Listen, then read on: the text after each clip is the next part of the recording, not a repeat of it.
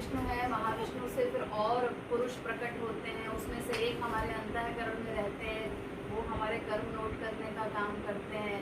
तो ये सृष्टि इत्यादि, जैसे कहीं ब्रह्मा जी को अपॉइंट कर दिया, कहीं विष्णु जी कुछ कर रहे हैं, कहीं शंकर जी प्रलय करते हैं, श्री कृष्ण कुछ नहीं करते हैं, वो केवल भक्तों को सुख प्रदान करते हैं, गोलोक में लीलाएं करते हैं।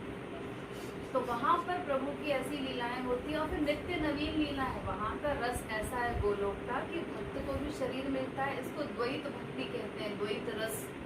द्वैत रस मिलता है मतलब दो रहते हैं उसमें, भगवान भी है और भक्त भी है। वहाँ हमारा शरीर छूटेगा नहीं, मतलब ये शरीर तो छूट जाएगा, लेकिन दिव्य शरीर मिलता है वहाँ पे। तो हमें ये पूरी फिलॉसफी क्लियर होनी चाहिए कि हमारा लक्ष्य क्या है, कहाँ पहुँचना है, हमारे इष्ट देव कौन है, और उस रस को हमें पाना है। उसको पाने के लिए भक्ति कैसे करनी है, किन चीज़ों को अवॉइड करना है, भक्ति में किन किन चीज़ों का ध्यान रखना है, वो सब डिटेल में फिलॉसफी समझनी पड़ती है।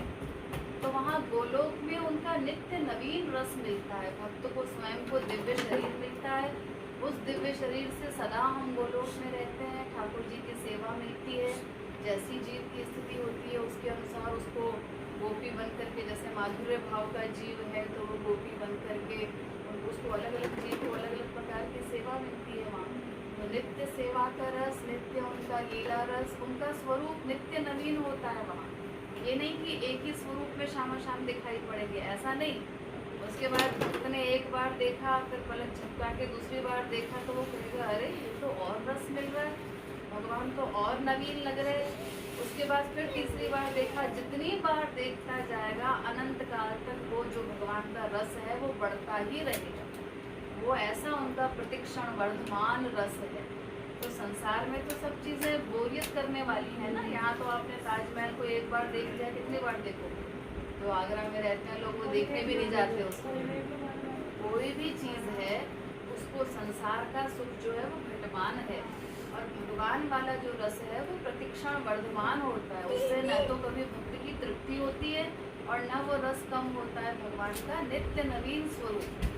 तो होड़ लगी रहती है भक्त के आनंद में और भगवान के दिव्य रस में। जैसे अभी भक्त ने देखा कि वो कहता है अरे इनकी तो आंखें बहुत सुंदर लग रही हैं, श्याम सुंदर के तो शरीर में सबसे सुंदर तो आंखें ही हैं। लेकिन उसके बाद जैसे ही वो देखेगा होठों की तरफ, अरे नहीं नहीं इनके तो अधर सबसे सुंदर है। उसके बाद जब देखेगा हाथों की तरफ, नहीं इनके तो करकमल सबसे सुंदर है। इसके बाद फिर से जब उसकी दृष्टि जाएगी आँखों की ओर तो वो कहता है कि नहीं नहीं आँखें सबसे सुंदर है। इस प्रकार होड़ लगी रहती है और वो रस ऐसा शाम शाम का बढ़ता रहता है। और